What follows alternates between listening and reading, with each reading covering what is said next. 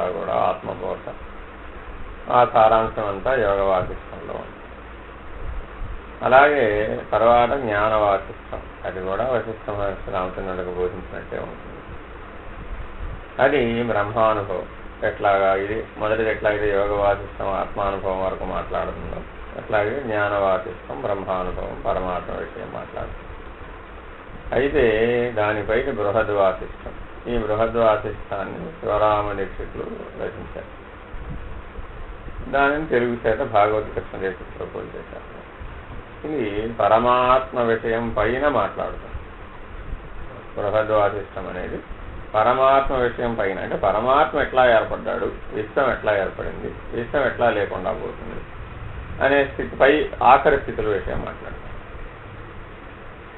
అయితే అద్వైతం, అచలం, ద్వైతం అని 3 విధానాలు అన్నమాట. ద్వైతం అంటే ఏమిటి? యోగ వాసిష్టంలో జీవుడు దేవుడు అనే పద్ధతిలో జీవుడు ఈశ్వరుడు, శరీరము నేను, ఇట్లాగా రెండుగా ఉండే వాటన్నింటి మీద మాట్లాడుతూ దాన్ని ఏమంటుందంటే ద్వైతం. అదనమాట ద్వైతం. ఎవరైనా మనం ప్రారంభించేది ద్వైతం దగ్గర నుంచి ప్రారంభిస్తాం. అంటే ఏంటి? మనం అందరం ఉన్నాం, నేను ఉన్నాను, భగవంతుడు కూడా ఉన్నాడు. నేను భగవంతుడిని పూజ చేయాలి, భగవంతుడు సృష్టికర్త, వాడిని పూజిస్తే నాకు ఉపయోగం ఉంటుంది, నాకు అతని దయ వలన నేను జీవిస్తున్నాను. నేను ఎప్పటికీ భగవంతుడిని గాను, భగవంతుడు ఎప్పటికీ దేవుడు కాదు. ద్వైతం అంటే అర్థం అదనమాట. అంటే భగవంతుడు ఎప్పుడు భగవంతుడే, నేను ఎప్పటికీ జీవుడిని. నేను పుడుతూ ఉంటాను, పోతూ ఉంటాను, భగవంతుడిని ప్రార్థిస్తూ ఉంటాను, కానీ నేను ఎప్పటికీ భగవంతుడిని కాలేను, భగవంతుడు ఎప్పటికీ జీవుడు కాదు. విడిపోయి ఉంటాయి అన్నమాట, ఎప్పటికీ కలవు. అవి ద్వైత పద్ధతి. ఇవి ఇక్కడి నుంచి ప్రారంభించి యోగ వాసిష్టం. అలా కాదు నాయన, నీవే అద్వైత స్వరూపుడు, నీవు ఆత్మస్వరూపుడు, ఆ దైవత్వం అంతా కూడా ఆత్మలోనే ఉన్నది, అదే నీలో కూడా ఆత్మస్వరూపంగా ఉన్నది అని చెబుతూ అది అద్వైతంలోకి దారితీస్తుంది. ఈ అద్వైత బోధ ఆఖరికి స్థితిలో పెట్టేప్పటికి ఆత్మానుభవం, బ్రహ్మానుభవం, సమిష్టిగా బ్రహ్మానుభవం, వ్యక్తిగా ఆత్మానుభవం కలగటం, పరమాత్మ విషయం, పరబ్రహ్మ విషయం చెబుతూ నిరూపించి వదిలేస్తుంది. ఇది అద్వైత అనుభవం వరకు మాట్లాడుతుంది. ఎవరైనా సాధారణంగా ఇక్కడ వరకు మాట్లాడతారు. అయితే అద్వైత అనుభవం వచ్చిన వాళ్ళకి ఇంతేనా ఆఖరి, దీని అవసరం ఇంకేమైనా ఉందా అంటే పరబ్రహ్మ పరమాత్మ అనుభవం రావటం, అది లేకుండా పోవటం అనే అంశం గురించి మాట్లాడేది బృహద్వాసిష్టం. కాబట్టి ఇలాగ 3 వాసిష్ఠ సాంప్రదాయాలు ఉన్నాయి. అంటే మనకు సాధారణంగా వశిష్ఠుడు రాముడు అంటే మనకేం కనబడతారంటే ఎవరో ఒక గడ్డం పెంచేసుకున్న ఆయన వశిష్ఠ మహర్షిను, కోదండం పట్టుకున్న ఆయన రాముడు అని మన పద్ధతి. కానీ అవన్నీ కూడా అవేమీ కావు. అవన్నీ కూడా పౌరాణిక పద్ధతిలో అలా చిన్నపిల్లలకు అర్థం అవటం కోసమని వాటికి రూపాలు అలా ఏర్పాటు చేశారు. వశిష్ఠుడు అనే ఆయన ఒక మహర్షి, కానీ వాసిష్టము అందులోనే ఉందండి. శిష్టము అంటే నీవు ఏది ఆశ్రయిస్తే జ్ఞానాన్ని పొందుతావో అది శిష్టం. అర్థమేనండి? నీవు ఏ ఆచారాన్ని పాటించాలి అంటే శిష్టాచార సాంప్రదాయం అని అంటున్నాను కదండి. ఆ శిష్టాచార సాంప్రదాయం అంటే అర్థం ఏమిటంటే ఆ ఆచార సాంప్రదాయములు ఎక్కడి నుంచి ప్రారంభమైనాయి అంటే దాని లక్ష్యం ఆత్మజ్ఞానమై ఉన్నదన్నమాట. ఏ ఆత్మజ్ఞానాన్ని ఆచరణలో పెడితే అది నీ సాంప్రదాయం అవుతుందో అది శిష్టాచార సాంప్రదాయం అయిందనమాట. మన వాళ్ళందరి వాడు ప్రతిదానికి చెప్పుకునేది ఏమిటి? మాది శిష్టాచార సాంప్రదాయం అండి, మాది వైదికం అండి అని అంటుంటాం కదా. అదంతా ఏమిటయ్యా అంటే ఆ ఆచార సాంప్రదాయాలలో ఆత్మజ్ఞానం ఆచరణలో ఉండాలన్నమాట. అది దాని అర్థం. వాసిష్టం అంటే విశిష్టమైనటువంటిది. అందులో కూడా ఆత్మానుభవం నుంచి బ్రహ్మానుభవం చేరడానికి ఎటువంటి ఆచరణ కావాలో అటువంటి ఆచరణ సాంప్రదాయం కలిగి ఉండడం వాసిష్ఠ సాంప్రదాయం అన్నమాట. అలా ఏర్పడింది వశిష్టం అనేటువంటి పేరు. అంతేగాని ఏదో ఒక మనిషి పేరు కాదు, ఒక స్థితి. అలాగే రాముడు అన్నా కూడా స్థితే, మనిషి పేరు కాదు. అర్థమైందండి? రాముడనే మహారాజు పరిపాలించాడు భారతదేశంలో, అది వేరే అంశం. కానీ ఈ 2 స్థితులని ఆధారంగా చేసుకొని వేదాంత విద్యని అందరికి అందుబాటులోకి తెచ్చారనమాట. ఉపనిషత్తుల్లో 108 ఉపనిషత్తుల్లో భాగంగా అంతా అతి రహస్యంగా ఉన్నటువంటి దాన్ని బయటికి తీసుకొచ్చారు. బయటికి తీసుకొచ్చి అనేకమైనటువంటి సాంప్రదాయాలలో అంటే కర్మ, భక్తి, యోగ, జ్ఞాన సాంప్రదాయాలు 4 కూడా అనేక రకాల మానవులు ఉన్నారు. కాబట్టి కర్మ సాంప్రదాయంలో ఉన్నవాడికి కర్మ అంటే వాడి శక్తి అనుసారం వాడు ఏ మేరకు ఆచరించగలడనే దాన్ని బట్టి వీటిని ఏర్పాటు చేస్తూ వచ్చారు. వేద భాగములలో అన్నీ ఉన్నాయి. కర్మ మార్గానికి సంబంధించిన భాగము ఉంది, భక్తికి సంబంధించింది ఉంది, యోగానికి సంబంధించింది, జ్ఞానానికి సంబంధించింది ఉంది. అట్లాగే బ్రహ్మచర్యము, గృహస్థము, వానప్రస్థము, సన్యాసం అనే 4 ఆశ్రమ ధర్మాల వాళ్ళు వాళ్ళు ఎలా ఆచరించాలనే పద్ధతిలో కూడా వాళ్ళు ఆ పద్ధతిలో కూడా ఆ ఉపనిషత్తులు చెబుతూ ఉన్నాయి. అయితే సాధారణంగా మనం అందరం వైదికం అని అంటున్నది ఏదైతే ఉందో, వేదం అంటే ఏంటంటే వా ఇదం, ఉన్నదేదో తెలిపేదనమాట. అంటే లేనిది లేనట్టుగా నిరూపించి ఉన్నది ఉన్నట్టుగా నిరూపించగలగడమే కదా సత్యం అంటే. సత్యం అంటే అర్థం ఏమిటి? లేనిది ఎలా లేదో నిరూపించాలి, ఉన్నది ఎలా ఉన్నదో నిరూపిస్తే అదే సత్యం. కాబట్టి వా ఇదం, ఉన్నదేదో నిజంగా తెలుపుతుందన్నమాట. సత్యాన్ని తెలిపేది అని అర్థం వేదం అంటే అర్థం. కాబట్టి దానికి మనం రకరకాల భాగాలు అనేక రకాల శాస్త్ర పద్ధతిలో మాట్లాడితే చాలా దానికి పెద్ద విషయం. సరే, అలా కాకుండా మనకు అవసరమైనంత వరకు మాట్లాడుకుంటే వైదికము అవైదికము అంటే అర్థం ఏంటంటే ఉన్నది మాత్రమే తెలిపేది, సత్యాన్ని సత్యంగా తెలిపేది ఏదైతే ఉన్నదో అది వైదికం. సత్యాన్ని మరుగుగా తెలుపుతూ మరొక పద్ధతిలో తెలిపితే అది అవైదికం. సత్యాన్ని ఉన్నది ఉన్నట్టుగా చెప్పడు అన్నమాట, వేరే పద్ధతిలో చెప్తాడు. ఏమని? నువ్వు దేవుడు వేరా, నువ్వు పరమాత్మ వేరా అని చెప్పడు. నువ్వు శరీరమైన ఆయన, ఈ శరీరంలో నుంచి బయటపడు, ఈ శరీరంలో నుంచి ముక్తి చెందు, ఈ శరీరంలో నుంచి ముక్తి చెందితే సరిపోతుంది నీకు. శరీరంలో ఉన్నంతకాలం జాగ్రత్తగా ఉండు, ఈ శరీరంతో చేసే పనులన్నీ జాగ్రత్తగా చెయ్యి, శరీరంతో చేసే పనులన్నీ కర్మకాండలో జాగ్రత్తగా చెయ్యి, ఆ భగవంతుని ఉద్దేశించి ఇట్లా కర్మకాండకు సంబంధించినటువంటి విధానం అంతా చెబితే అది అవైదికం. అర్థమైందండి? జ్ఞాన పద్ధతిగా చెబితే అది వైదికం, అదే కర్మ పద్ధతిగా చెబితే అది అవైదికం. కాబట్టి మనం చెప్పేటువంటి వాటిలో అందుకే ఏం చెప్పారు? అపరకర్మని పరకర్మని 2 భాగాలుగా విభజించుకొని మళ్ళా కర్మని 2 భాగాలు చేస్తాం. ఇట్లా ఎక్కడికక్కడ ప్రతిదాన్ని 2 భాగాలుగా చేసి పడేసాం అనమాట. జ్ఞానాన్ని కూడా 2 భాగాలు చేసేటప్పటికి ఏమైపోయింది? ఇలా 2గా విడిపోయేటప్పటికి మనకే లేనిపోయిన తగాదాలని వచ్చేసినాయి అనమాట. ఇలాగా ఇవన్నీ కూడా పరిష్కరించాడు శంకర భగవత్పాదుడు. ఆయన అన్ని పరిష్కరించి ఆయన ఇంత తగాదాలు పడాల్సిన అంశం ఏం లేదు. అందరూ చెట్ట చివరి కట్టయినా కానీ అద్వైతాన్ని తెలుసుకోక తప్పదు. మీరు ఎన్ని మతాలలో ఉన్నా కూడా ఆ మతం అంతా మీ మతిని బట్టి ఆధారపడి ఉన్నది. దాంట్లో ఏం లేదు. నీకు ఏది ఇష్టమైతే అది మతం అయి కూర్చుంది. కాబట్టి నీకు ఇష్టమైనట్టు ఆచరించి ఏం ప్రమాదం ఏం లేదు. ఆ ఆచరించే దాంట్లో ఆత్మానుసారం జీవించవయ్యా. వచ్చిన తగాదా ఏం లేదు. నువ్వు శాక్తేయమైనా, వైష్ణవమైనా, శంకరాద్వైతమైనా, లేదు నేను శైవమైనా, మరొకటైనా, గాణపత్యమైనా, ఏదైనా కానీ, సౌరం కానీ, రకరకాల మతాలు భారతదేశంలో ఉన్నాయి. మీరెవరైనా ఏదైనా ఆచరించండి, ఆత్మానుసార జీవితాన్ని జీవించండి. ఆత్మని దృష్టిలో పెట్టుకు జీవిస్తే మీరు చేసే పనులు కానీ అవన్నీ కానీ మిమ్మల్ని ఏమి అంటకుండా ఉంటాయి. కర్మను అంటకుండా చేయగలిగేటటువంటి స్థితిలో మీరు ఉంటారు. మొట్టమొదట మానవుడు సాధించవలసినటువంటి ప్రాథమిక లక్ష్యం ఇది. నువ్వు ఏదైనా చేయి, అది చేసినప్పుడు నిన్ను అది అంటకుండా ఉందో లేదో చూసుకో. అంటకుండా ఉండటం అంటే ఏమిటి?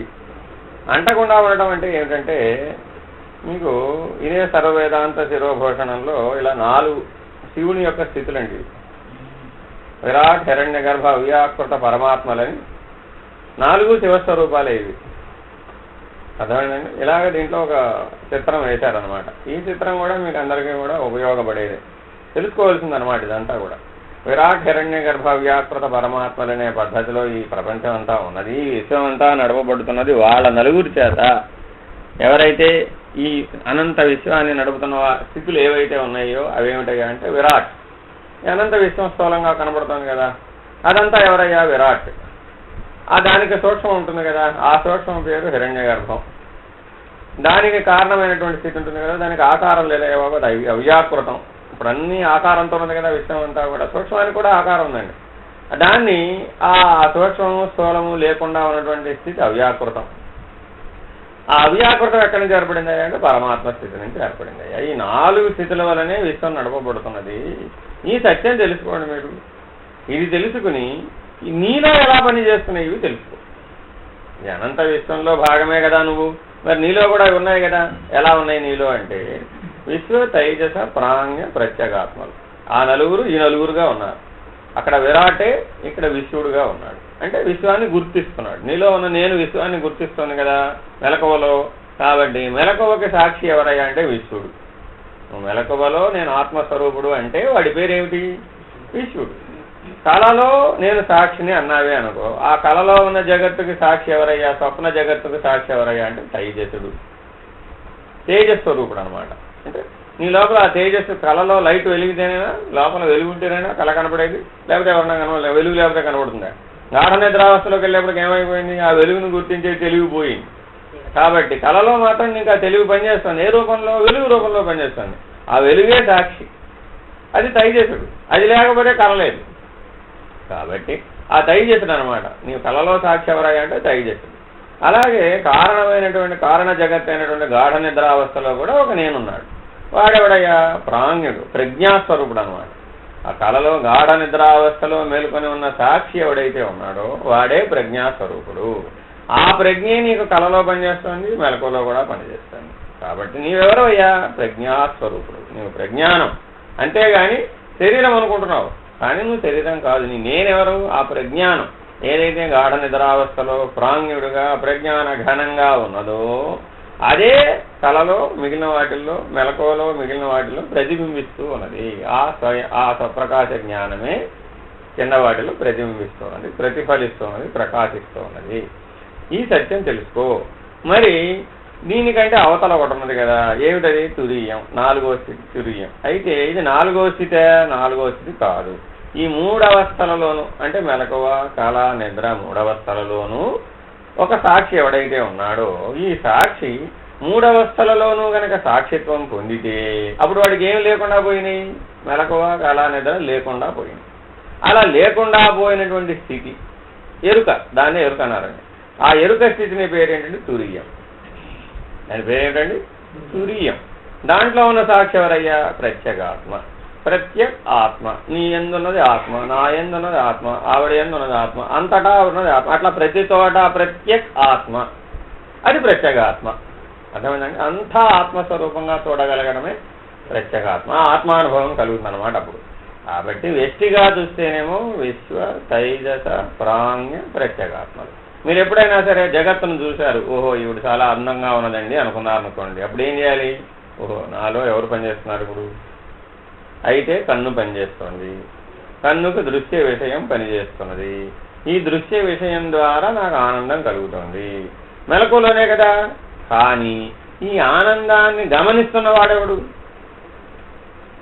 ఈ ఆనందాన్ని గమనిస్తున్న వాడెవడు? నేను. ఈ నేను పేరేమిటి? విశ్వడు. సాక్షిగా ఉంటేనేమో విశ్వడు అయ్యావు. లేకపోతే ఒక మెట్టు కిందకి దిగి ఆనందంలోకి దిగేసావు అనుకో, విషయంలోకి వచ్చేసావు. ఇంకా ఓ మెట్టు దిగావనుకో, ఆ దృశ్యమే సత్యం, ఆవిడ అందంగా ఉండటమే సత్యం. ఇంకా ఓ మెట్టు దిగావనుకో, ఈవిడతో పాటు నేను స్నేహం చేస్తే బాగుండు, ఆవిడని అలా చూస్తే బాగుండు, ఇలా చూస్తే, ఇంకా దిగిపోయావు అన్నమాట. ఇంకా కిందకి దిగావు. ఇలా దిగిపోతూ ఉంటాం అన్నమాట. కాబట్టి ఎప్పుడైనా సరే, ఉదాహరణ చెప్తున్నా మీకు, ఏదైనా ఒక దృశ్య జగత్తు, ఈ జగత్ అంతా దృశ్యమే కదండి. ఏదైనా సరే ఒక దృశ్య జగత్తు ఉన్నదండి. ఆ దృశ్య జగత్తులో దృశ్యాన్ని చూచాం. చూడగానే ఏమైంది? వెంటనే ఆనందం కలగలే. ఇదంతా ఓ రెప్పపాటులో లోపల జరుగుతూ ఉంటుంది. ఈ రెప్పపాటు కాలాన్ని నువ్వు చక్కగా విచారణ చేయి, విభజించు. ఏం చెబుతున్నాడు? నేనెవరిని? నేను ఆత్మస్వరూపుణ్ణి. మెలకువలో ఎవరిని? విశ్వడిని. అంతే కదా. ముందు మెలకువలో విశ్వడు రావాలండి, తర్వాత తైజసుడి సంగతి, ప్రాజ్ఞుడి సంగతి. మెలకువలో సాక్షిత్వం రాకుండా వస్తుందా? బయట కళలో నిద్రలో రాదనమాట.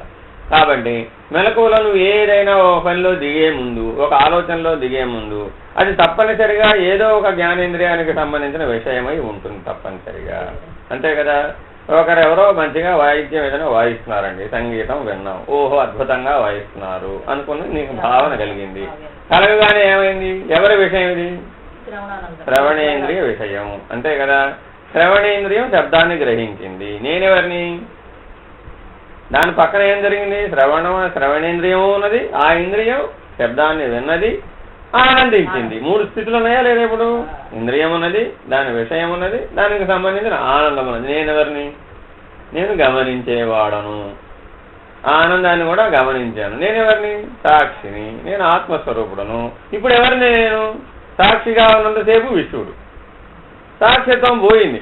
ఆహా ఏం పాడిందండి అద్భుతంగా అన్నమాచార్య కీర్తన, ఈవిడలాగా ఎవడూ పాడలేదండి అన్నావు. ఏమైంది ఇప్పుడు? ఆనందంలోకి దిగావుగా. ఇంకేం చేశావు? ఈ పాడే ఆవిడెవరో ఈవిని చూసి వద్దాం ఒకసారి వెళ్ళి. ఎక్కడికి వెళ్ళింది ఇప్పుడు? శాంతం విషయం దాకా వెళ్ళింది. అక్కడ దాకా వెళ్ళేటప్పటికి ఇప్పుడు శబ్ద విషయం పోయింది. ఆవిడ పాట, ఆవిడ శబ్దం పోయింది. అది పోయి ఏమొచ్చింది? ఇప్పుడు మనిషికి వచ్చేసింది వ్యవహారం, కన్నుకు వచ్చేసింది. ఇప్పుడు దృగ్ విషయానికి వచ్చేసావు. అర్థమైందండి? ఇలాగా ఒకదాని తర్వాత ఒకటి విషయ సముదాయం పనిచేస్తూ ఉంటాయి. అంటే ముందు ఏదో ఒకదాంతో మొదలవుతుంది. మొదలైనప్పుడే నువ్వు దాన్ని చక్కగా పట్టుకున్నట్లయితే దాంట్లో నుంచి రెండోది, మూడోది, నాలుగోది, ఐదోది రాకుండా ఉంటాయి. కానీ ఏం జరుగుతుంది? ఇప్పుడు శబ్దం దగ్గర మొదలు పెడతావు, తర్వాత రూపం వెళ్ళావు, తర్వాత శబ్దము రూపం అయిపోయిందిగా. శబ్ద స్పర్శ రూప రసగంధాదులు కదా. ఏం చేసావు? ఆ స్పర్శ రూపం పనిచేసాయి, ఆ తర్వాత గంధం, ఆ తర్వాత రసం. దాన్ని అనుభవించాలి, ఆ విషయాన్ని అనుభవించాలి, దాన్ని ఆశ్రయించాలి, దాంట్లో మునిగిపోవాలి. శాంతం మునిగిపోయి దుఃఖం వచ్చినాక అప్పుడు కళ్ళు తెరిచి ఎందుకు వచ్చింది ఈ దుఃఖం అని విచారణ చేశాం. చేసి ఏం తెలియదు, నాకెందుకు వచ్చిన గోల ఇది అనుకున్నావు. కానీ ఎప్పుడు అంతా శాంతం పుట్టి మునిగిన తర్వాత ప్రయోజనం అంటాం ఏమైంది? ఇప్పుడు దానివల్ల ఏం ప్రయోజనం వచ్చింది? ఈ పశ్చాత్తాపంలో ప్రయోజనం లేదు, మళ్ళా మొదటికి వచ్చేసావు. కాబట్టి నీవేం చేయాలయ్యా? నీవు మెలకువలో సాక్షి అని తెలుసుకో, విశ్వడు అని తెలుసుకో, స్వప్న సాక్షి తైజసుడు అని తెలుసుకో. కళ ఏదన్నా జరుగుతుంది. ఇప్పుడు నేనెవరిని? ఈ కళని గమనించేవాడును, అంతే కదా. ఈ కళ నేను కాదు కదా. కళ ఎందున్నటువంటి కదులతో ఉన్న రూపములు కానీ, ఆ మాటలు కానీ, ఆ శబ్దార్థములు కానీ, అక్కడ జరుగుతున్న సంఘటన కానీ అవన్నీ నా కల్పితములు, నా మనసే కల్పించింది. నేనెవరిని? సాక్షిని కదా. ఆ స్వప్నంలో ఏం జరిగినా కానీ అది నేనవుతానా? అవను కదా. నేనెవరిని? తైజస్సుడను కదా, తేజస్వరూపుడును కదా, ప్రకాశ స్వరూపుడును కదా. నేనే లేకపోతే ఆ కళ ఉందా? సాధ్యం కాదు కదా. శవానికి కళ ఉందా? లేదు కదా. అర్థమైందండి? కాబట్టి నేననే చైతన్యం ఉండబట్టే ఆ కళ పనిచేస్తూ ఉన్నది, అంతే కదా. తర్వాత ఏమైంది? కారణ జగత్తు, గాఢ నిద్రావస్థ, శాంతం మునిగిపోయావు. మునిగిపోకుండా ఉంటే నేననే తెలివి ఉంటుంది. అది ఎలా ఉంటుందయ్యా? నీకు మత్తిస్తారు కదా. ఎప్పుడన్నా మత్తిచ్చిన అనుభవం ఉంటే ఆ మత్తిచ్చినప్పుడు నేను పనిచేస్తూనే ఉంటుందండి, తెలివి ఉంటుంది. అడుగుతాడు, నేను మాట్లాడుతూ ఉంటాడు నీతోటి, నీకంతా నువ్వు మాట్లాడుతూ ఉంటే తెలివిలో ఉన్నట్టు అనమాట. అది కోల్పోతే పెద్ద ప్రమాదం, కోమాలో గట్టే వెళ్ళిపోతావు. అందువల్ల ఆ మత్తి ఇచ్చినప్పుడు ఎట్లా అయితే ఉంటుందో నేను పనిచేస్తూనే ఉంటుంది, అన్నీ తెలుస్తూనే ఉంటాయి, కానీ బాధ తెలియదు, సుఖ దుఃఖాలు తెలియవు అక్కడ. ఇప్పుడు నీ గాఢ నిద్రావస్థలో కూడా ఎలా ఉన్నావు నువ్వు? ఆ నేను అలాగే ఉన్నది. ఇంద్రియాల యొక్క ప్రభావం లేదు, మనసు బుద్ధి ప్రభావం లేదు, కానీ అన్నీ పనిచేస్తూనే ఉన్నాయి, కానీ నీకు తెలియటం లేదు, నువ్వు వేరుగా ఉన్నావు. అర్థమైందండి? నువ్వు ఎక్కడున్నావో తెలుస్తోంది, సగం తెలివి ఉంది, ఆ సగం తెలివి పనిచేస్తూనే ఉంది, ఆ నేనుగానే ఉన్నది, నిద్రపోతూనే ఉన్నాయి. మళ్ళీ ఏమైంది? కాసేపు అయినాక మళ్ళీ మేలుకున్నాయి, కళలోకి మేలుకున్నాయి, తర్వాత మెలకువలోకి వచ్చాయి. ఇది రోజు నిద్రలో జరిగే కార్యక్రమం. ఇలాగా విశ్వ తైజస ప్రాజ్ఞ ప్రత్యేగాత్మలనే 4 సాక్షులు. అలాగే వీటి యొక్క సమిష్టి సాక్షులు ఎవరు? విరాట్, హిరణ్య గర్భ, అవ్యాకృత పరమాత్మలు. మనం పరమాత్మ పరమాత్మ పరమాత్మ అంటాం, కానీ ఆ పరమాత్మ స్థితిలో కూడా ఆ 4 విభజనలు ఉన్నాయన్నమాట. అంటే ఏమిటి? విరాట్, హిరణ్య గర్భ, అవ్యాకృత పరమాత్మలనే 4 స్థితుల యొక్క అనుభవము వస్తే గాని పరమాత్మ అనుభవం పూర్తవదు. అట్లాగే విశ్వ తైజస ప్రాజ్ఞ ప్రత్యేగాత్మలనే 4 స్థితుల యొక్క అనుభవం వస్తే గాని ఆత్మానుభవం పూర్తవదు. కాబట్టి ఆత్మ సాక్షాత్కార జ్ఞానం కలిగిన, పరమాత్మ సాక్షాత్కారం కలిగిన ఈ 4 స్థితుల యొక్క అనుభవం కోసమే జరుగుతుందన్నమాట. అయితే ఇవన్నీ జరగాలి. ఇవి జరిగితే ప్రయోజనం ఏమిటయ్యా అంటే మరణం నిన్నేం చేయజాలదు. జనన మరణములో జడుపు తీరని. ఇందాకంతా ఏం చెప్తున్నారు? అంతా జనన మరణం మీదే మాట్లాడుతున్నాడు. మరణం మీద నీకు ఎప్పుడైతే భయం లేకుండా పోయిందో, మరణాన్ని నువ్వు ధిక్కరించగలిగే సామర్థ్యం ఎప్పుడైతే వచ్చిందో, అప్పుడు ఏమైందట? జననం గురించిన గోలే లేదు. పుడితే పుడుతుంది శరీరం, పోతే పోతుంది అనే స్థితిలో సహజంగా ఉంటాడు. ఇంకెప్పుడైతే మరణాన్ని అధిగమించేసేస్తాడో అప్పుడు ఏంటట? శరీరమును వదలను. చివరి స్థితిలో ఎలా ఉంటాడండి? శరీరమును వదిలేసాడు. వదిలేస్తే మళ్ళా రాదు, విడిస్తే మళ్ళా వస్తుంది. ఇప్పుడు మనం అందరం ఏం చేస్తున్నాము? శరీరం విడుస్తున్నామా వదులుతున్నామా? విడుస్తున్నాం. తెలిసైనా తెలియకైనా శరీరాన్ని విడుస్తున్నాం. అర్థమైందండి? శరీరాన్ని విడిస్తేమని మళ్ళా శరీరం వస్తుంది. అలాగే ఏ సాధనైనా కానీ, ఏ విషయమైనా కూడా విడిచే ప్రయత్నం చేయకూడదు, వదిలే ప్రయత్నం చేయాలి. అది నిన్ను వదిలేయాలి. అది నిన్ను వదిలేసే పద్ధతిగా నువ్వు జీవించాలి. అంటే అర్థం ఏమిటి? ఆ విషయం నిన్ను వెతుక్కుంటూ వచ్చినప్పుడే నువ్వు దాని జోలికి వెళ్ళాలి. నువ్వు విషయాన్ని వెతుక్కుంటూ వెళ్ళకూడదు. మొదటి నియమం అది. ఇప్పుడు మనందరం ఏం చేస్తున్నాం? విషయాన్ని వెతుక్కుంటూ వెళుతున్నాం. అర్థమైందండి? విషయాన్ని వెతుక్కుంటూ వెళ్ళినంతకాలం తప్పనిసరిగా దాని చేత బాధించబడక తప్పదు. ఏం చేయాలంటే ముందు నువ్వు ఎట్లా జీవించాలి? ఏ శబ్దస్పర్శ రూపరసగంధాలకు సంబంధించిన ఏ విషయమైనా నిన్ను వెతుక్కుంటూ అది వచ్చే వరకు నువ్వు వేచి ఉండి నిగ్రహించగలిగే సామర్థ్యం ఉండాలయ్యా. ఈ నిగ్రహం పేరే ఇహముత్రార్థ ఫలభోగ విరాగం. సాధన చతుష్టయ సంపత్తిలో రెండవది. అర్థమైందండి? విషయమే నిన్ను వెతుక్కుంటూ వచ్చేటటువంటి నిగ్రహాన్ని కలిగి ఉండడం ఏమిటయ్యా అంటే ఇహముత్రార్థ ఫలభోగ విరాగము. అంటే అర్థం ఏమిటి? ఇహం అంటే ఏమిటి? లోకానికి సంబంధించింది, శరీరానికి సంబంధించింది, జగత్తుకి సంబంధించింది, జీవుడికి సంబంధించింది, ఎన్నన్నా ఎట్లానా చెప్పుకోండి. ఇదంతా ఇహం అంటే మార్పు చెందేదని అర్థం. ఇహం అంటే ఒక సూట్ అయిన అర్థం ఏమిటంటే మార్పు చెందుతూ ఉండేది.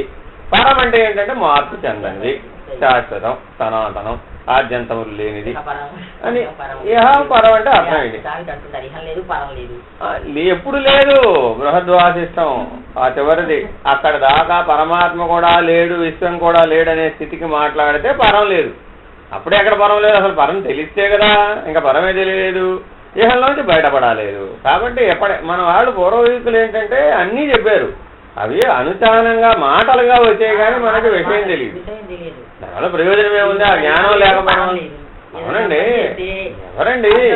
అవునండి, ఎవడన్నాడు? అవునండి, ఆ కాలంలో ఎవడికైతే చిట్ట చివరి వరకు పరిపూర్ణం వరకు తెలిసిన వాడున్నాడో పరమాత్మ కూడా లేడనే స్థితి తెలిసిన వాడు అన్న మాట అది. అవునండి, ప్రయోజనం ఏముంది? మీరు రోజువారీ మాట్లాడుకునే మాటల్లో చాలా అంశాలు ఉన్నాయి, కానీ అవేమీ మీకు తెలియవు కదా. విచారణ లేదు కదా. దాని యొక్క లోతైన విచారణ ఉంటే కదా అసలు మీరు ఎందుకు అంటున్నారో ఏమంటున్నారో ప్రయోజనం ఏముంది? ఒకటి గుర్తు పెట్టుకోండి, విద్య మీద ఆకాంక్ష ఉన్నవాడు, తహ ఉన్నవాడు దానిని నేర్చుకునే ప్రయత్నం చేస్తూనే ఉంటాడు. కాబట్టి ఇహముత్రార్థ ఫలభోగ విరాగంలో దాన్ని ఏమి చేయాలయ్యా అంటే మనకి ఏముందట? ఇహం అంటే ఏమని చెప్పాను? మార్పు చెందేది. ఈ మార్పు చెందే దాంట్లో ఫలభోగం ఉంటుందట. మనం దేన్ని ఆశ్రయించాము? ఇప్పుడు ఫలితాన్ని అనుభవించాలి అనే దాన్ని ఆశ్రయించాం. ఇదంతా ఏమిటి? ఇహం కదా, మార్పు చెందుతున్నది. ఈ మార్పు చెందే దాంట్లో విషయం ఉంది. ఆ విషయంలోకి వెళ్ళి మనం ఎందుకు వెళుతున్నావయ్యా నువ్వు అసలు ఇంతకీ? ఆ మార్పు చెందే విషయంలోకి ఎందుకు వెళుతున్నావు? ఫలభోగాన్ని అనుభవించాలి, ఆ ఫలితాన్ని భోగించాలి, అనుభవించాలి అనేటువంటి దాని చేత వెళుతున్నావు. ఆ భోక్త ఎవడైతే ఉన్నాడో వాడు అందులో చేరుతున్నాడు. చేరగానే ఏమయ్యాడు? దాన్ని అనుభవిస్తున్నాడు. అనుభవిస్తే ఏమైంది? సుఖమో దుఃఖమో వచ్చింది. దాంతో వీడు కూడా మార్పు చెందుతున్నాడు. అయితే ఇప్పుడు ఏం చేయాలి? దాన్ని విరాగం చెయ్యి. విరాగం ఎందుకు చేయాలయ్యా? దాంట్లో అనురాగం ఉంది కాబట్టి నీకు. అనురాగం అంటే అర్థం ఏమిటి? మోహం అంటున్నాడు కదా. మోహం అంటే ఏమిటి? ప్రియ మోద ప్రమోదములనే మూడు భావములు కలిపితే మోహం అవుతుంది అన్నమాట. ప్రియ మోద ప్రమోదములు అంటే అర్థం ఏమిటి? ఇప్పుడు నీకు పూతరేకులని ఎవడో కాకినాడ నుంచి పూతరేకులు తెచ్చాడండి, లేదు దాని గురించి విషయం ప్రస్తావించాడు. ఎప్పుడో నువ్వు పూతరేకులు తింటావు కదా, ఆ జ్ఞాపకం స్ఫురించిన తర్వాత ఏమైంది? అప్పుడు తిన్న రుచి ఇందులో రికార్డ్ అయి ఉంటుంది కదా, మైండ్లో జ్ఞాపకం రికార్డ్ అయి ఉంటుంది కదా. ఆ పూతరేకులు తింటే బాగుండు లోపల ప్రేరణ కలుగుతుంటుంది అనమాట. అది పనిచేస్తూ ఉంటుంది. ఆ జ్ఞాపకం వృత్తిగా పనిచేస్తుంది. జ్ఞాపకంగా ఉన్నంతసేపు దానికి ఏం ప్రమాదం లేదు.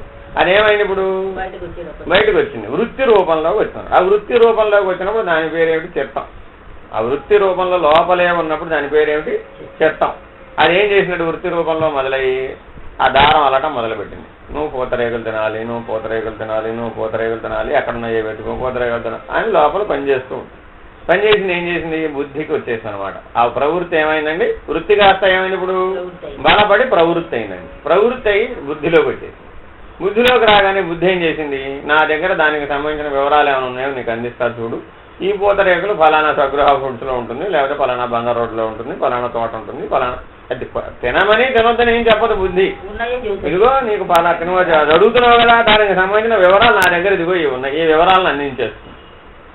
అందించగానే ఇదిగో ఫలానా తోట ఉన్నాయట కదా, ఫలానా దగ్గరికి వెళ్ళమంటుంది కదా, నువ్వు వెళ్ళాలా మరొకరిని పంపించాలా, ఇలా లోపల తిరుగుతుంటుంది.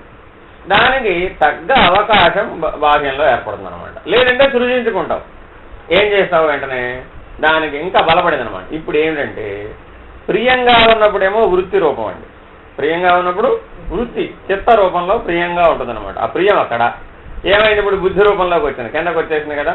బుద్ధి ఏం చేసింది, ఇప్పుడు మనసును అడిగింది నువ్వు వెళితే బాగుంటుంది. ఈ మనసు ఏం చేసింది, ఇప్పుడు వాడిని పంపిద్దామా వీడిని పంపిద్దామా, వీడిని పంపిద్దామా వాడిని లే మనమే ఆడదామా. ఇది మనసు అనమాట. 5-6 రకాలుగా ఆలోచించేది మనసు అనమాట. బుద్ధి ఏం చేసింది, బుద్ధి ఏం ఆలోచించదండి, దానికి సంబంధించిన జ్ఞాపకాల్లో ఉన్న వివరాలను అందిస్తుంది అంతే, దాని పని అంతే. మనసు ఏం చేసింది, అలా దీన్ని సాధించే మార్గం అన్నాడు. మనసు ఎప్పుడు సాధనోపాయం ఎప్పుడూ కూడా. అందుకని మనసుని ఆపేయాలి, నిలిపేయాలి, సున్నా చేయాలి, ఇదంతా తర్వాత విషయం. ముందేం చేయాలి, మనసే సాధనోపాయం ఎప్పుడూ కూడా. అన్నిటికీ సాధనోపాయం మనసే. దాన్ని నువ్వు జాగ్రత్తగా గమనించి పనిముట్టుగా వాడుకుంటే దానంత ఉత్తమమైనటువంటి పనిముట్టు ఏదీ లేదు. కానీ ఆ మనసుని మనం పనిముట్టుగా వాడుకోవడం చేతకాక ఏమైపోయామంటే విషయానికి లోబడుతున్నాం. చక్కగా ఈ మనసు ఏం చేసినట్టు ఇప్పుడు 4 రకాలుగా ఆలోచించగలిగే సామర్థ్యం ఉన్నదండి ఇది. ఈ 4 రకాలుగా ఆలోచించే మనసే లేకపోతే మనిషి ఎలా అయ్యావు. కాబట్టి నువ్వు మనిషి అయ్యావంటే ఆ మనసు అనే సాధనోపాయం నీ దగ్గర ఉండబట్టే. ఇదే బంధానికి మోక్షానికి కారణం కూడా.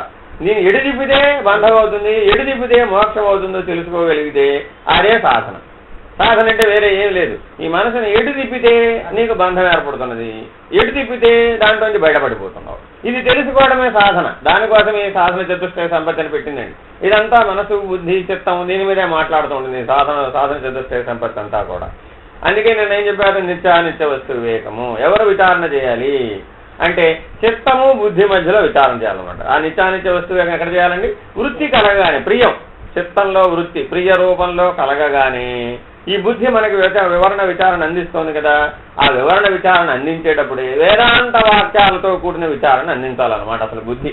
కానీ ఏమందిస్తోంది, విషయాలకు సంబంధించినటువంటి వివరాలను అందించడం చేత మనసు కూడా సాధనోపాయం ఎందులో పనిచేస్తుంది, విషయాల రూపంలో పనిచేస్తుంది. కాబట్టి ఈ ఇహమత్రార్థ ఫలభోగ విరాగం నీకు సరిగ్గా ఉండాలంటే ముందే ఉండాలట, నిత్యానిత్య వస్తు వివేకం ఉండాలి.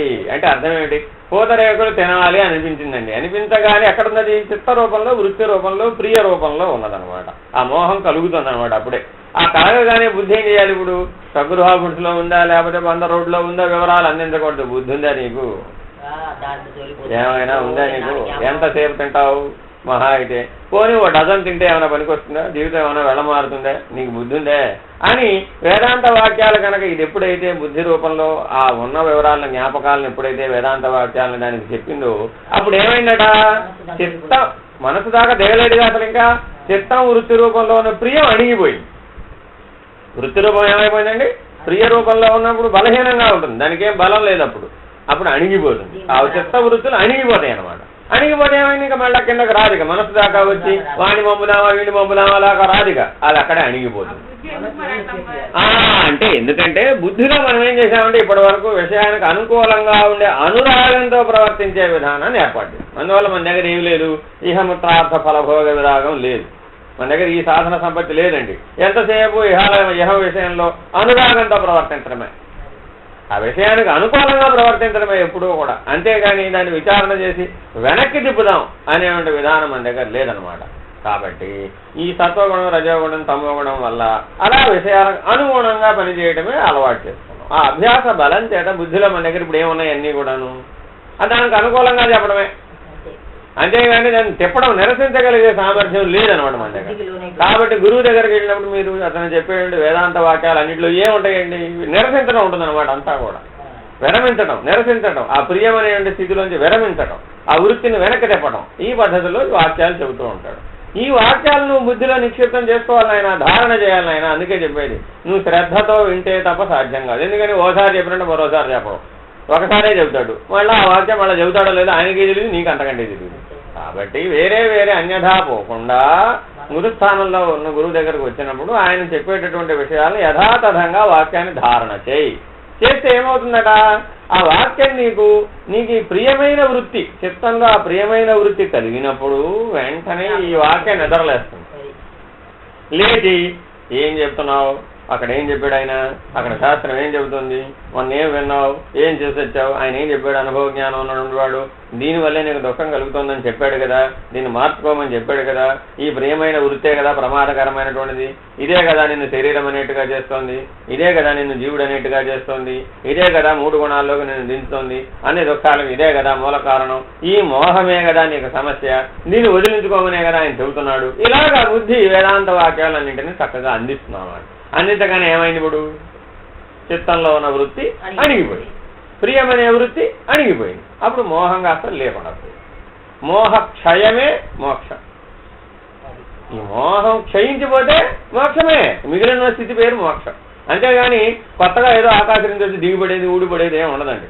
ఈ ప్రియమనే వృత్తి దగ్గరే దాన్ని నిలపగలిగి నిగ్రహించగలిగి ఈ వేదాంత పద్ధతిలో దాన్ని విచారణ చేసి శాశ్వతమేది అశాశ్వతమేది నిత్యమేది అనిత్యమేది అనే పద్ధతిలో విచారణ చేసి ఇది అనిత్యం కదా, ఆ విషయంలో ఉన్నటువంటి వస్తువు అనిత్యం కదా, ఆ విషయం ఎడలో ఉన్న అనురాగం అనిత్యం కదా, నీవు శాశ్వతం కదా, నేననేది అక్కడ ఎలా పనిచేస్తుంది? సాక్షిగా ఉండాలి కదా, నువ్వు నీవు ఆత్మస్వరూపుడు కదా, ఎందుకు అందులో చేరుతున్నావు? ఆ పదార్థంలోకి ఎందుకు చేరుతున్నావు? ఆ పదార్థంలో ఉన్నటువంటి శబ్ద స్పర్శ రూపరస గంధాలనే 5 విషయాల్లోకి ఎందుకు చేరుతున్నావు? ఈ 5 విషయాలు మార్పు చెందేవి కదా, అశాశ్వతం కదా అని ఎప్పుడైతే విచారణ చేశావో ఏమైనప్పుడు ఆ ప్రియమనే వృత్తి అణిగిపోయింది. అది ఇలా విచారణ చేయకపోవడం వల్ల ఏమైందయ్యా? ఆ ప్రియం కాస్త మోదమైంది. అంటే అర్థం ఏంటి? ఓ మెట్టు దిగిందనమాట. బుద్ధిలోకి వచ్చి దానికి అనుకూలమైనటువంటి జ్ఞాపకాలన్నింటినీ సమీకరించి ఇక నిర్ణయం చేసేసింది. మోదం దగ్గరకు వచ్చేప్పటికి నిర్ణయం చేసేసింది, నువ్వు అనుభవించాల్సిందే ఏమైనా సరే, ఇంకా నిన్ను ఆపడానికి వీలు కాదు, నువ్వు అనుభవించాల్సిందే, దాన్ని పొందవలసిందే, దాన్ని అనుభవించవలసిందే, అయ్యో భోక్త వచ్చేసాడు అనమాట. ఇప్పుడు అర్థమైందండి ఏం చెప్తున్నాడు? దాంట్లో భోక్త వచ్చేసాడు అనమాట. ఇప్పుడు అదే కదా ఇహముత్రార్థ ఫలభోగం అనుభవించేది ఎవరు? ఈ భోక్త అనమాట. ఈ నిర్ణయం చేసేసాడు, ఏమైనా సరే మామిడికాయ పప్పు తినాల్సిందే. ఏం చేశాడు? మన ఇంట్లో లేదు, ఎవడో ఉడికి చెప్పాడు, అర్జెంటుగా నేను ఆగ్రా వెళ్తున్నాను, నాకు మామిడికాయ పప్పు తినాలనిపించింది. వెంటనే ఏం చేశావు? నాకు అక్కడ ఆగ్రాలో మామిడికాయలు దొరకదు, నాకు మామిడికాయ పప్పు పెట్టవా అన్నావు. ఇప్పుడు ఇంకా మామిడికాయ ఉందో లేదో చూసుకోవాలి కదా. ఈవిడేం చేసింది పాపం? భర్త గారు అనుమతిని అడిగిందని ఏం చేస్తుంది పాపం? వెంటనే ఫోన్ కొడుతుంది. ఫోన్ కొట్టగానే ఆవిడేం చేసింది? పోనీ ఆవిడ ఇంట్లో ఉందో లేదో ఆవిడైనా చెప్పొచ్చు కదా. ఆవిడ అక్కడక్కడ నన్ను అడిగింది, నేను తేకపోతే ఎలాగాని బండి వేసుకుని ఎక్కడ ఉందో అక్కడికి వెళ్ళి ఆ మామిడికాయ తెచ్చి ఆవిడకి ఎక్కింది. ఆవిడ మామిడికాయ పప్పు వండింది, తినేశాడు, ఆనందపడ్డాడు, వెళ్ళిపోయాడు. ఇంతే కదా, ఇది విషయం అనమాట. అంటే ఎందుకు చెప్తున్నానంటే మనం సాధారణంగా మన దగ్గర జరిగేది చెప్తే ఇప్పుడు ఏమైనా ఇప్పుడు అసలు నేను ఎక్కడ విచారణ చేయాలి? బుర్రా బుద్ధి ఉందా? జీవితంలో ఎన్నిసార్లు మామిడికాయ పప్పు తిన్నాను, ఏమైనా ప్రమాదం వచ్చింది? ఇప్పుడు ఆ మామిడికాయ పప్పు లేకపోతే జీవితం వెళ్ళమారలేదా? జీవితం ఏమైనా వెళ్ళమారదా? ఏం తింటే వెళ్ళమారదు అనేటువంటి స్థితిలో విరాగం, ఇదే అనమాట. విరాగం అంటే అర్థం ఇది, చిత్తంలో ఉన్న వృత్తిని వెనక్కి తిప్పగలగడం, ఆ ప్రియమనే వృత్తిని వెనక్కి తిప్పగలగడం, ప్రవృత్తిని నివృత్తిని చేయడం. ప్రవృత్తి అంటే ఏమిటి? ఈ విషయం వెంబడపోవడం ప్రవృత్తి, వెనక్కి తిప్పితే నివృత్తి. చెబుతా కంగారు పడదు. విషయం అంటే ఏమిటి? ఇప్పుడు ఇలా వస్తుంది అనమాట విషయం. ఈ విషయానికి సంబంధించి బుద్ధిలో దిగితే అనుభవం వచ్చింది. ఇలాగా ఈ అనుభవం వచ్చేప్పటికి అనుభవానికి రావాలి కదా. ఇప్పుడు ఇది నిర్ణయం చేసేసావు కదా, ఏమైనా సరే అనుభవించాలని నిర్ణయం చేసేసావు కదా. ఇప్పుడు ప్రమోదం అని ఇంకా ఏంటంటే నిలపడానికి వీలు కాదు. ఎంతగా దిగేస్తుంటే ఇంద్రియాల్లోకి దిగేసావు, శాంతం. మనసు కూడా అయిపోయింది, శాంతం రసనేంద్రియంలోకి వచ్చేసావు అనమాట. వచ్చేసేపటికి ఏమైంది? తినక ముందే నీకు పూర్వం తిన్న అనుభవంలో నుంచి, ఆ జ్ఞాపకంలో నుంచి, తిన్న అనుభవ జ్ఞాపకంలో నుంచి మళ్ళా తినాలని బలీయం అయిపోయింది అనమాట. ఎంతగా బలీయం అయిపోయిందంటే ఆ మళ్ళా తినాలనేది ఎప్పటికీ అలాగే ఉంటుంది కదా. అర్థమైందండి? ఈ ప్రమోద స్థాయిలో ఉన్నాం అనమాట మనం. ఇప్పుడు అంతా కూడా ఎక్కడున్నామంటే ప్రమోద స్థాయిలో ఉన్నాం. ప్రమోద స్థాయిలో ఉండేటప్పటికి ఏమైంది? దీన్ని చెప్పడానికి వీలు కాదండి, అనుభవించడమే. ఏ భర్త అయిపోయాడు కాలేడు. ఎందుకని? పైన అనుభవించాల్సిందే నిర్ణయం చేశాడు కదా. ఆ అనుభవించాల్సిన నిర్ణయం చేసేప్పటికి ఏమైపోయాడు? నేననే కర్త భోక్త అయిపోయాడు. ప్రియ రూపంలో ఉన్నప్పుడేమో నేను కర్తగా ఉన్నాడు, అనుభవించాలి మోద స్థాయికి వచ్చేటప్పటికి భోక్త అయ్యాడు. ఈ భోక్త ప్రమోద స్థాయికి వచ్చేటప్పటికి శాంతం విషయంలో కూరుకుపోయాడు. ఇది మోహం అన్నమాట. ఇది మోహం అంటే ఇదే జీవుడికి ఉన్నటువంటి ప్రధానమైనటువంటి సమస్య. ఇదే అన్నిటిలో ఇదేనండి. ఈ సూత్రాన్ని మీరు అన్నింటిలో ఉపయోగించాలి, చక్కగా ఉపయోగించి చూడాలన్నమాట. ఇప్పుడు ఏమిటిది? ఇది ప్రియం స్థాయిలో ఉందా, మోదం స్థాయిలో ఉందా, ప్రమోదం స్థాయిలో ఉందా? ప్రమోదం దాకా వచ్చేసింది. ఇక దాన్ని నువ్వు భూ ప్రపంచంలో ఎవరు సాక్షాత్ ఈశ్వరుడు వచ్చి ఎదుర్కొన్నా నిలబడి నిన్ను ఆపడానికి వీలుగా దాన్ని తిప్పలేవు అంతే. ఇక అందుకని ఎప్పటికైనా సరే నువ్వు ప్రమోద స్థాయిలో ఉంటే నేను ఎప్పటికీ ఎవరూ తిప్పలేరు. దాన్ని ఏం చేయాలట? అందుకనే ఏం చెబుతున్నారు, దాన్ని అందుకే క్రమ విచారణ చేయిస్తారు. ఎట్లా అంటే నిన్ను అసలు నువ్వు భోక్తగా అవ్వకుండా ఉండే పద్ధతిలో ఇప్పుడు నిన్ను ఇక్కడ మాట్లాడుతూ ఉంటాం. ఇప్పుడు ఇక్కడ మాట్లాడే విధానం అంతా ఎలా మాట్లాడుతున్నావు, ఎక్కడ మాట్లాడుతున్నావు? ప్రియానికి సాక్షివి, నీ చిత్తానికి సాక్షివి, నేనెవరు? ఆత్మస్వరూపం. కాబట్టి ఇప్పుడు ఏం చేయాలట? ప్రియాన్ని వెనక్కి తిప్పాలన్నా, మోదాన్ని వెనక్కి తిప్పాలన్నా, ప్రమోదంలోంచి నిన్ను వెనక్కి తేవాలన్నా నువ్వు మొట్టమొదటి ఏం చేయాలి? దాన్ని అనుభవించేటప్పుడు నేను ఆత్మస్వరూపుడు అనే పద్ధతిలో అనుభవించు, నేను సాక్షిని అనే పద్ధతిలో అనుభవించు. అప్పుడు ఏమైందట? అనుభవించేటప్పుడైనా కనీసం కొంచెం ఎడం ఏర్పడింది. శాంతం మునిగిపోకుండా కొంచెం ఎడం ఏర్పడింది అనమాట. కొంచెం ఎడం ఏర్పడితే అసలు ఇదేమిటని చూసేటువంటి అవకాశం వచ్చింది. అర్థమైందండి? పెద్ద జాడీలో ఆవకాయ కలుపుతున్నామండి, ఆవకాయ నువ్వు అవుతావా? అవ్వవు కదా. చుట్టూ నలుగురు చూస్తూ ఉన్నారండి, వాళ్ళకి వింటే అర్థమైందండి.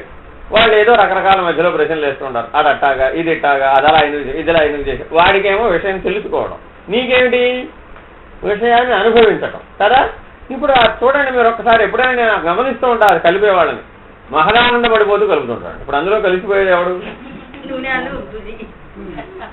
అవి ఆవకాయ పిండి పదార్థం ముక్కలుకలు అనే పద్ధతిలో సాక్షిగా ఉండి చేస్తున్నాడా? చేయటలే. ఆ కలిసిపోయేటప్పుడు తానే కలిసిపోతున్నాడు, అందుకని మహదానంద పడిపోతున్నాడు. అలా ఏమైపోయావు? ఇప్పుడు ఆవకాయను తయారు చేయడంలో కర్త ఏమైపోయాడు? ఇప్పుడు సాక్షిగా ఉండాలి, కానీ ఏమైపోయాడు? ఆవకాయలో లీనమైపోయాడు, కలిసిపోయాడు. ఏమైపోయాడు? ఇప్పుడు భోక్త అయిపోయాడు. ఇప్పుడు ఏమైందట? ఆవకాయ తినకముందే తయారు చేసేటప్పుడే భోక్త అనుభవించేసేస్తున్నాడు. పూర్వం ఆవకాయ తిన్నాడంటే జ్ఞాపకం ఉంది కదా, ఈ జ్ఞాపకం సూక్ష్మ రూపంలో ఆ తిన్న అనుభవం అంతా నెమరు వేసేస్తాడు. కలిపేటప్పుడు ఏమైపోయాడు? తిన్న స్థితికి మారిపోయాడు, భోక్త అనుభవించిన స్థితికి మారిపోయాడు అనమాట. ఎప్పుడైతే ఇట్లా అనుభవించిన స్థితికి మారిపోయాడో ఫలితం దాటిపోయిన తర్వాత ఆ ఫలిత అనుభవం వచ్చేసింది అనమాట. నిజంగా జరిగింది తినడం జరగలే, కానీ సూక్ష్మంలో ఏం జరిగింది? పురాణ మనోబుద్ధుల్లో తిన్న అనుభవం వచ్చేసింది ఆల్రెడీ. ఊహ ముందుకెళ్ళిపోయింది, ప్రియమోద ప్రమోద స్థాయిని ముందే అనుభవించేసేస్తుంది. వాస్తవంలో జరగకపోయినప్పుడు కూడా ఇలాగా దీన్ని వాసనాబలం అన్నారు. ప్రస్తుత వర్తమానంలో జరిగి అనుభవం వస్తేనేమో సంస్కారం, జరగకుండానే అనుభవం వస్తే వాసనాబలం. రెండూ కూడా ప్రియమోద ప్రమోదములే కదా, అనుభవించాల్సిందే కాదు, అవి తిప్పవలసినవి. అనుభవించకుండానే కర్మఫలం ఎప్పుడైంది? కర్త భోక్త అయితే కర్మఫలం అయింది. అంటే ఏం చేయాలంటే ఇప్పుడు భోక్త కాకుండానే చెయ్యి. కర్మఫలం నీ మీద పని చేయకుండా ఉండాలయ్యా అంటే నువ్వేం చేయాలట?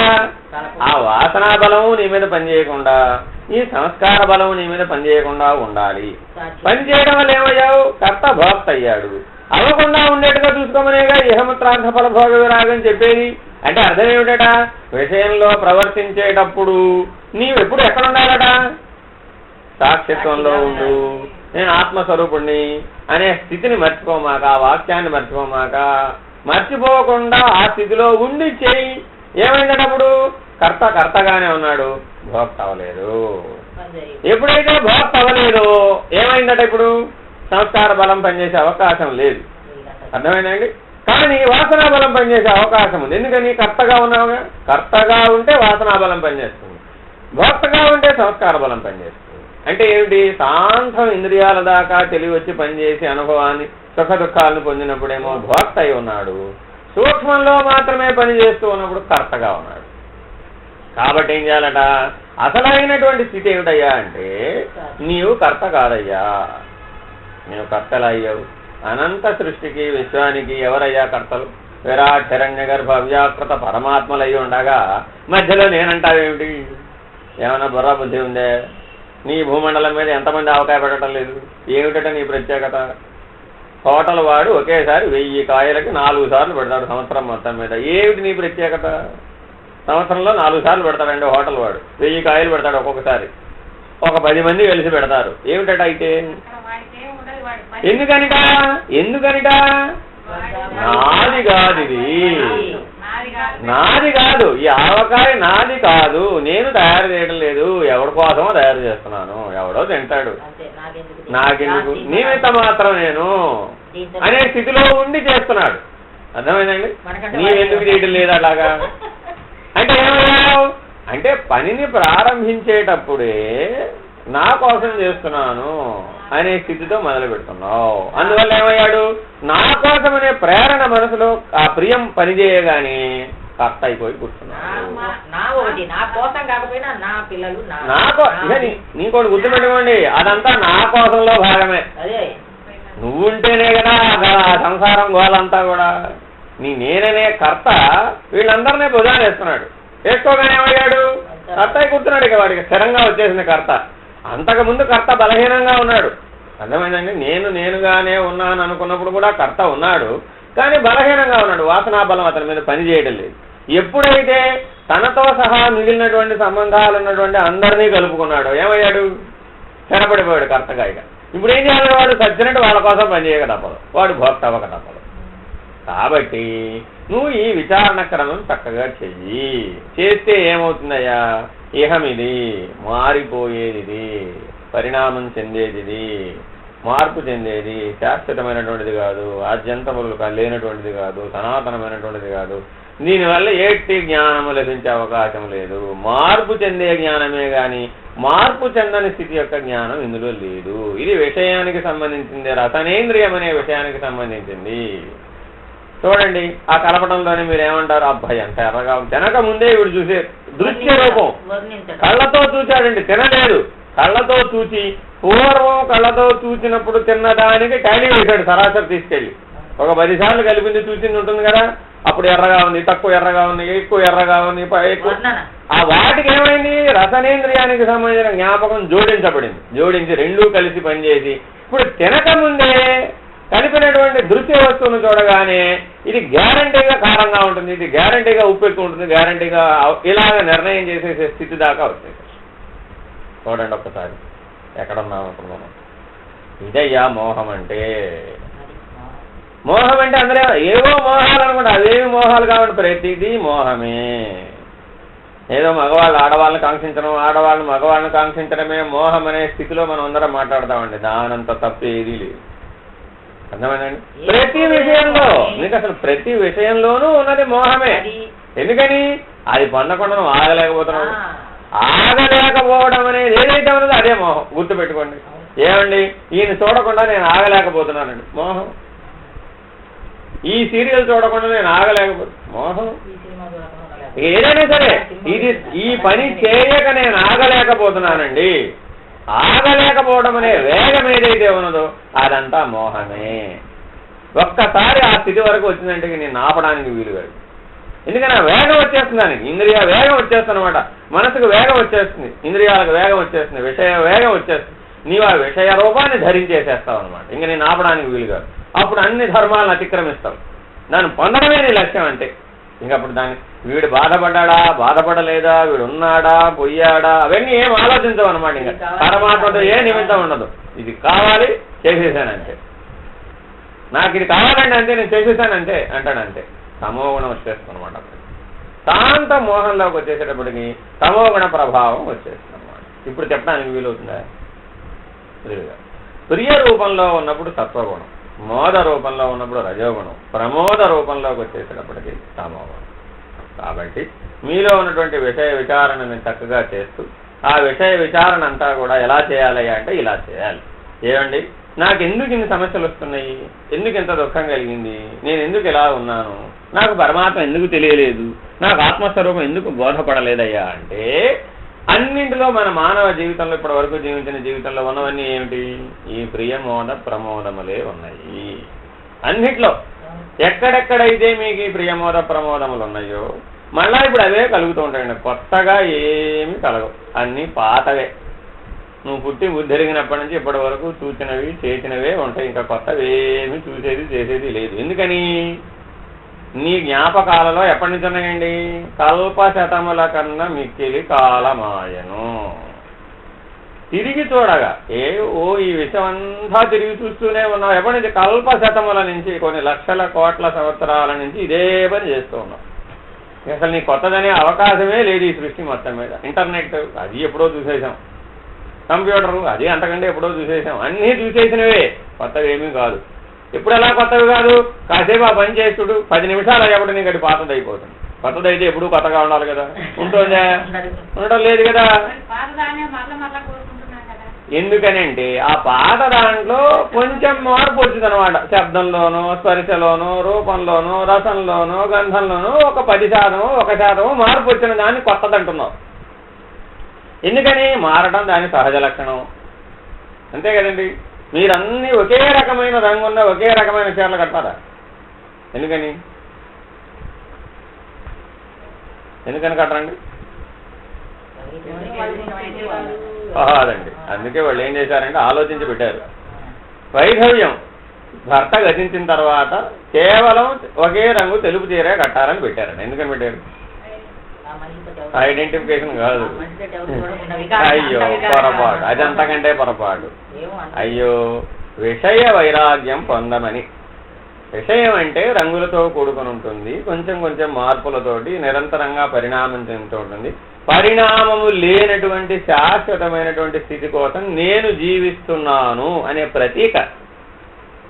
శాశ్వతత్వము, పరిణామము లేని, మార్పు లేనటువంటి స్థితిని తెలుసుకునే నిమిత్తమై నేను ఇక నుంచి జీవిస్తున్నానని తనకు తానే దీక్ష తీసుకోవడం అన్నది. సన్యాసం ఎలాగో ఇది కూడా అంతే, తనకు తానే స్వీకరించేటువంటి దీక్ష. కానీ ఈ వాస్తవం పోయింది. ఈ వాస్తవం పోయి ఇప్పుడు ఏమైందండి? ఒక్కసారి ఆలోచించుకోండి, అర్థమైందండి. తనకు తానే తన జీవితం మీద వెనక్కి తిరిగి చూసుకొని ఓహో ఏముంది ఇందులో, అంతా విషయమే తప్ప ఇక్కడ ఏం లేదు అనే ఇహముత్రార్థ ఫలభోగ విరాగం చేత సాధన చతుష్టయ సంపత్తిలో ఉన్నటువంటి గొప్పదైనటువంటి ఈ రెండవ దీక్ష అండి. ఈ రెండవ సాధనే, ఈ రెండవ సాధన యొక్క ప్రభావాన్ని అక్కడ పెట్టారనమాట. అర్థమైందండి. సాధారణంగా స్త్రీలకు విషయాలు ఎక్కువ ఉంటాయి కదా, ఈ ప్రకృతి ధర్మంగా వాళ్ళలో ఒకంత ఎక్కువ పని చేస్తుందండి. అందువల్ల ఆ విషయ వైరాగ్యం, ఆ వైరాగ్య నిర్ణయం కోసం శాశ్వతత్వాన్ని నేను గుర్తించే నిమిత్తమై ఇక శేష జీవితాన్ని గడపబోతున్నాను అనే ఒక నిర్ణయాన్ని తనకు తానే దీక్షగా స్వీకరించింది. కాబట్టి అలాగే ఏర్పాటు చేసుకుంది. ఆవిడకి ఆవిడే, మరొకరు ఏర్పాటు చేసే అవకాశం లేదు. ఎట్లా అయితే సన్యాసం తనకు తానే స్వీకరించాలో అలాగే ఇది కూడా అంతే. అర్థమైందండి. అలాగా ఎప్పుడైతే ఈ విధానంలో ఏర్పాటు చేశారో చివరికి ఏం మిగిలింది ఇప్పుడు? ఒక్కసారి అందుకే విచారం చేసుకోండి. మన సాంప్రదాయంలో అందుకే చెప్పానండి, ఇదంతా శిష్టాచార సాంప్రదాయం, అంతా ఆత్మజ్ఞాన ప్రబోధం అందులో ఉన్నది. కానీ ఆత్మజ్ఞానం పోయింది. పోయి చివరికి ఏం మిగిలింది? బాహ్యం మిగిలిపోయింది. అందువల్ల అది శిష్టాచార సాంప్రదాయం ఇప్పుడు ఎవరు పాటించరు కదా. ఎందుకని? లక్ష్యం పోయి ఇప్పుడు ఎవరు పాటించడం లేదండి. అసలు ఈ విధానమే పోయింది ఇప్పుడు. అందుకే ఏమిటండి, ఆయన ఉంటే ఉన్నాడు, బోడి ఉంటే బోయడు, లేకపోతే ఉంటాడు. ఇప్పుడు ఆయన ఉంటే పోతే ఇప్పుడు నాకేం తేడా వచ్చింది? నేను ఎప్పుడూ ఉన్నాను, నాకేమైనా తేడా వచ్చిందా? పుట్టి బుద్ధి తిరిగినప్పటి నుంచి అన్నీ ఉన్నాయి నాకు. నేను పోతే కదా ఏకంగా, నేను పోయినప్పుడు ఎలాగో నాతో పాటు అన్నీ పోతాయి. బోడి ఇప్పుడు ఆయన ఉంటే ఏమిటా, పోతే ఏమిటా అనే స్థితి దాకా వచ్చేది. ఎందుకని? ఆచారము సాంప్రదాయం అని చెప్పే దాంట్లో ఈ ఆత్మజ్ఞానం లోపించింది. ఎప్పుడైతే నిజ జీవితంలో ఆత్మజ్ఞానం లోపించిందో బాహ్యమే మిగిలిపోయింది ఇప్పుడు. అర్థమైందండి. కాబట్టి ఇప్పుడు మీరేం చేయాలట? మీరు ఆచరించేటప్పుడు ఆత్మజ్ఞానంతో ఆచరించు, అప్పుడు ఆచార సాంప్రదాయం బ్రతుకుతుందండి. మీరు నిజంగా ఆచార సాంప్రదాయాన్ని బ్రతికించాలని అన్నారనుకోండి, మీరేం చేయాలి? ఇప్పుడు ఆత్మజ్ఞానంతో ఆచరించు. నువ్వు ఆత్మజ్ఞానంతో ఆచరిస్తే నీ చుట్టుపక్కల జీవులు అన్నింటి మీద దాని ప్రభావం ఉంటుంది. ఆ ప్రభావం ఏం చేస్తుంది? దాన్ని బ్రతికించేటి చేస్తుంది, దాన్ని వాడు ఆచరించేటి చేస్తుంది. మీరు ఎంత చెప్పినా వాళ్ళు నేను ఎన్ని చెప్పినా వాళ్ళు ఆచరించడం లేదండి. ఎందుకు ఆచరించడం లేదు? నువ్వు ఆచరించేటప్పుడు ఆత్మజ్ఞానంతో ఆచరించడం లేదు, విశాల భావంతో ఆచరించడం లేదు, పరిమితత్వ భావంతో ఆచరిస్తున్నావు. ఏమైనా సరే చెయ్యాల్సిన దాన్ని బలవంతంగా రుద్దుతున్నావు. ప్రపంచంలో బలవంతంగా ఏ పని చేయించడానికి వీలు. తల్లి గర్భంలో నుంచి శిశువు బయటపడాలన్నా బలవంత బ్రాహ్మణార్థం పనికిరాదు, అసాధ్యం. కానీ మనం ఏం చేస్తున్నామండి? ఇప్పుడు బలవంతంగా చేయిస్తున్నామండి. ఏమైంది? తప్పు కదా, ఆచరణ సాధ్యం కాదు కదా.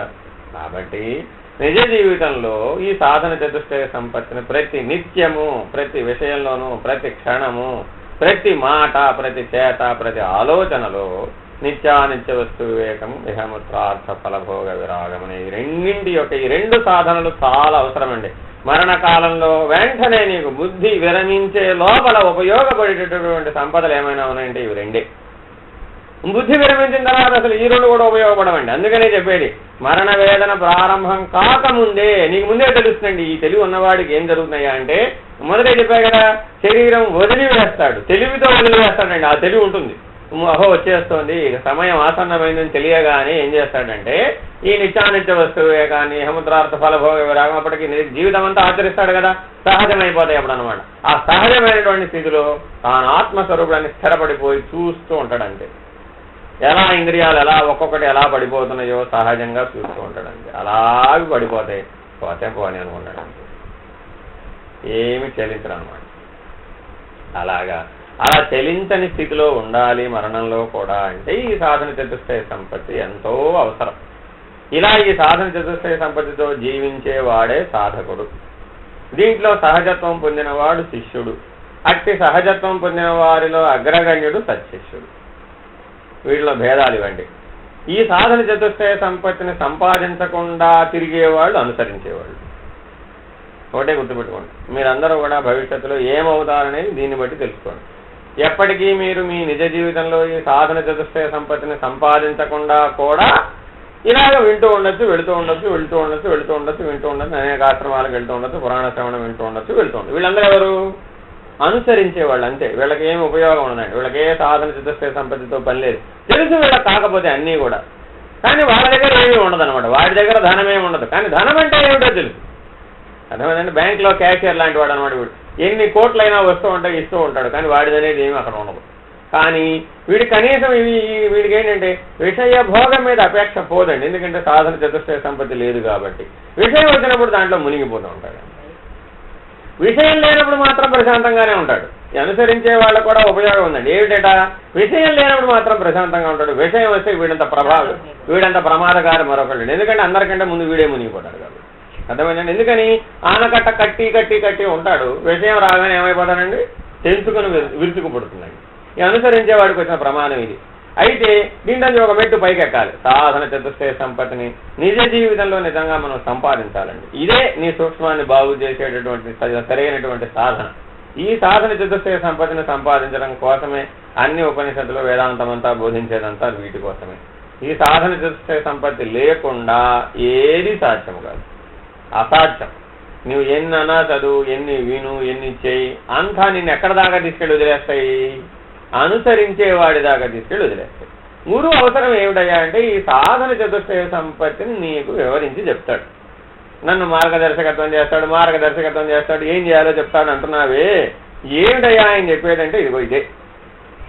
ఆ సాధన చతుష్టయ సంపత్తి అంటే ఏమిటి, అవి ఎట్లా సంపాదించాలనేది వివరంగా చెప్తాడు అనమాట. నిజ జీవితంలో వాటిని ఎట్లా ఆచరించాలో చెప్పడమే గురువు చేసేటటువంటి పని. ప్రాథమికంగా గురువు చేసేటటువంటి పని. ఆయన ఏమన్నారా అంటే శ్రీ గురువు అన్నారండి. ఇట్లా చెప్పి ఆయన ఎవరంటారు?